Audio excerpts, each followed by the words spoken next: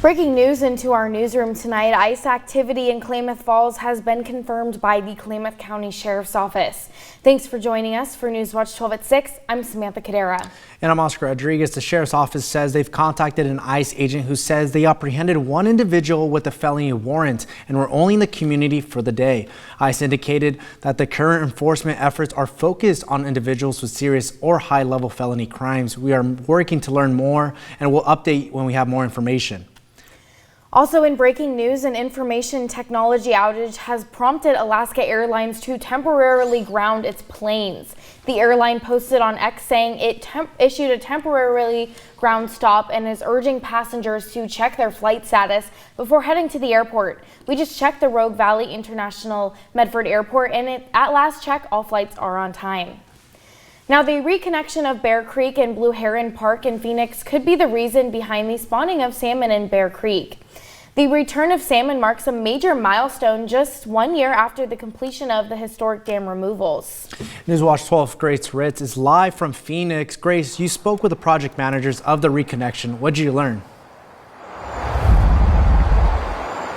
Yeah, thank you, Sam and Oscar. Like Sam said, it has been a year since that last dam removal in the Klamath River. And since then, Chinook salmon have been seen all over southern Oregon, including Bear Creek behind me. I was actually here earlier today and got to see a ton of salmon. They're unfortunately not out right now, but I was able to speak with project managers who are working to reconnect Blue Heron and Bear Creek about why that reconnection is vital for the salmon species.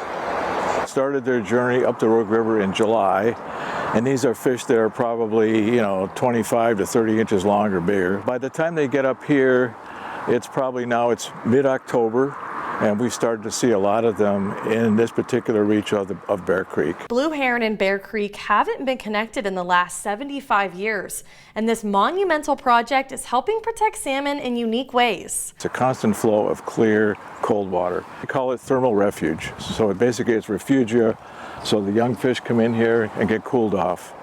The other thing this does, when you've got really high water in here, this is high flow refuge, so you've got roaring water out there and those young fish can come in this channel and find refuge from the high flow and don't get swept out here.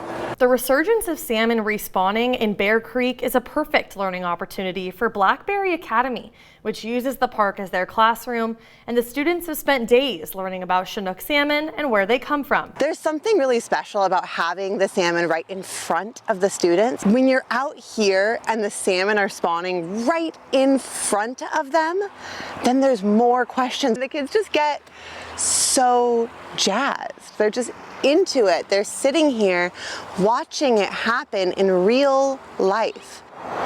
So that reconnection is set to be celebrated on Saturday here at Blue Heron Park from 1 to 2:30. And more information on that celebration as well as the reconnection can be found on our website. Reporting live at Bear Creek, I'm Grace Ritz.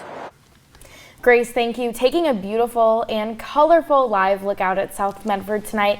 We'll talk about some major project developments in downtown Medford in just a few minutes. But first, our weather team has been tracking some big changes in our weather all week. So let's turn right over to Storm Tracker 12 Chief Meteorologist Matt Hoffman. Matt, what can we expect over the next 24 hours? Well, yeah, the big changes arrive tomorrow. We've been watching it all week long. Here's a live look right now. Things are quiet. We've just been having some clouds roll into the region. Temperature still fairly mild in the mid to upper 60s in our west side valleys. We've fallen back to 59 degrees in Klamath Falls. It's 54 in Lakeview, 57 along the coast in Brookings, Gold Beach, and down in Crescent City. Clouds will continue to stream on through the region for tonight. There will be the chance for some showers along the coast, though, overnight and then into tomorrow morning. But the storm system that will bring us the wet weather and some pretty gusty winds, it's going to hold off that precipitation until we head into tomorrow. But winds will start picking up a bit tonight, especially along the coast. We'll drop down to about 52 degrees in Brookings, 44 in Medford, and down to 32 degrees in Klamath Falls. Not as cold as some of the previous nights have been for us. Here's a look at those winds picking up into the morning hours tomorrow. Best chances for gusts up over 40 miles per hour will be for the coast, the Shasta Valley, and the east side. But winds are going to pick up even further with the next storm system Friday night into Saturday. And we do have some high wind warnings and some wind advisories that have been issued for Friday night into Saturday. We'll detail those in a bit. But when it comes to precipitation, tomorrow, wet weather moving into the region, especially through the afternoon, up to about 67 degrees in Medford, 63 tomorrow in Klamath Falls. Here's a look at the timing. We will again see some showers in the morning along the coast, but then that band of moderate to heavy rain pushes in by midday, spreads inland as we go through the afternoon, and then on into the evening, reaching the east side. And there could be some heavy rain in this band of precipitation where rainfall rates are ½ an inch per hour. So we have some wet weather on the way, and it's looking soggy for a lot of our high school football games tomorrow evening, including our Friday Night Blitz game of the week between the Crater Comets and the Springfield Millers, right around 57 degrees at kickoff. We got more wet and windy weather ahead for the weekend, also tracking accumulating snow for our higher elevations. Lots to talk about in the extended forecast coming up in just a bit. Oscar.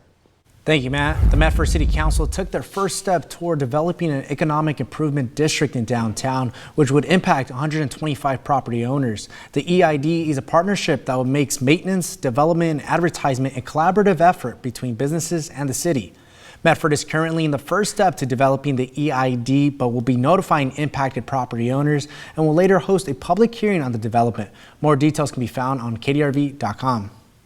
Medford City leaders continue to pursue the Creekside Quarter project, a plan that includes a potential stadium that would be a new home for the Eugene Emeralds. Newswatch 12's Daryl Green walked the downtown area with Medford City Councilor Nick Card in search of more answers. As talks around the Creekside Quarter project continue, citizens have raised more questions about the project and seen more images such as these. So I spoke with City Councilor Nick Card to get more knowledge about the project.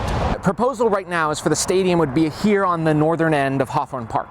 The stadium, the overall footprint of the stadium would take up about half of the Hawthorne Park, which is about 20 acres total. City Councilor Nick Card expressed that building a stadium and being home to the Emeralds is a rare opportunity for Medford and could rejuvenate Hawthorne Park. Part of the draw in putting a stadium to helping build up the entire Creekside Quarter is to try to bring activity to this space so that Hawthorne Park is accessible for families and, you know, kids and their dad can throw a ball and feel safe when they come to Hawthorne.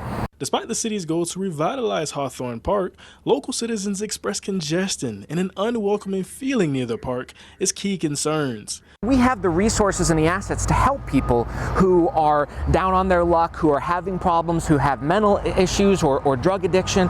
And so by bringing activity here to Hawthorne Park, our goal is to make this space, again, safe and accessible for the average Medford resident, as well as help encourage those who need the help to get the help.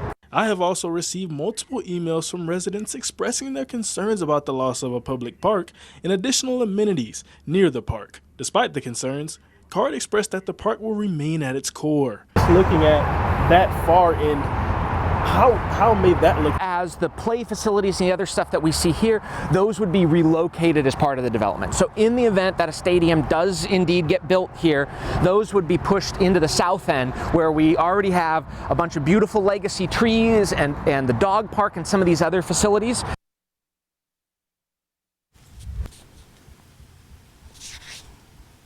Some earth-shattering news for the Portland Trailblazers this morning.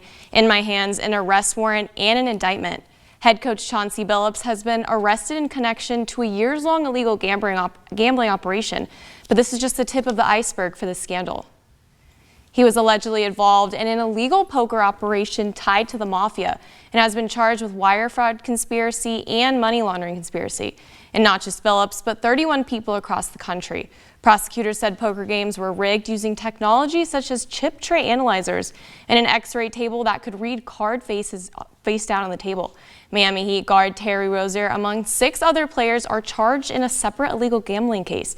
Rozier was accused of rigging basketball games to help sports bettors. He denied any wrongdoings in this case, and both him and Billups have been immediately placed on leave by their teams in the NBA.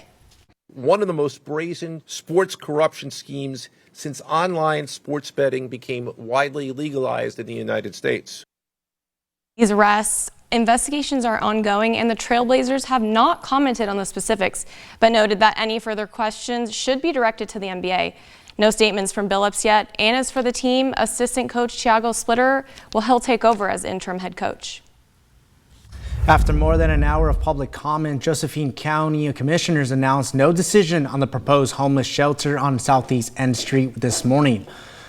With an overwhelming opposition about the End Street location, commissioners say the plan to look into the other options for the shelter. Commissioners acknowledge that no location will be perfect, but residents raised several other concerns about the shelter, such as enforcement and who takes responsibility for it. A location must be secured before November 14th grant deadline, which is outlined in the City of Grants Pass proposal. Now, we told you yesterday about Medford Fire and Rescue launching its new squad unit, but today I spoke with Fire Chief Eric Thompson to learn why data and community growth drove the decision and how the program is helping first responders stay ready for major emergencies. The new Squad 12 is the third of its kind for Medford Fire, a smaller two-person response unit designed to handle lower-level medical calls. The goal is to keep full fire engines and 4 firefighter crews available for high-priority incidents like structure fires or car wrecks. I asked Chief Thompson when he knew it was needed after seeing the data on response calls. Well, last spring is when we're really, coming out of last winter, going into spring, that's when it was really becoming obvious. I mean, the data is so telling, on the impacts. The response times have improved. Our response times to the overlapping calls. The new unit is based at Station 12 on Medford's southwest side, an area seeing some of the city's fastest development. Chief Thompson says the department will continue to use data to determine when and where to add future units as the community continues to grow. Now we're in the final stretch of our 35th annual Coats for Kids campaign with just 3 days left to donate a new or gently used coat. We don't have any official numbers yet, but this year has already been a huge success, and we just want to say thank you to everyone who's been helping out.